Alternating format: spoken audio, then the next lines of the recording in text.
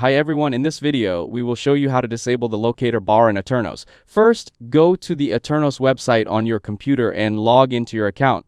Now, click on Servers from the top right side of the screen. Here, click on your server name to open the server dashboard. Then, click on Start to boot up your server.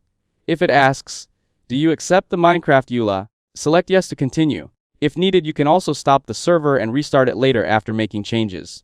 Once you're inside your server dashboard, click on Options or Server Settings, depending on your server version.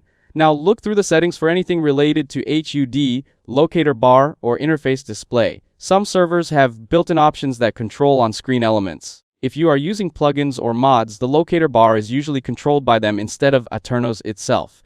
Next, check if you have mods like Journey Map or any Minimap mod installed. If yes, open your game and go to the mod settings. Inside the mod settings, look for options like Show Locator Bar, Player Radar, or HUD Display and turn them off. After that, save your settings properly. Now go back to Aternos and restart your server so all changes can take effect.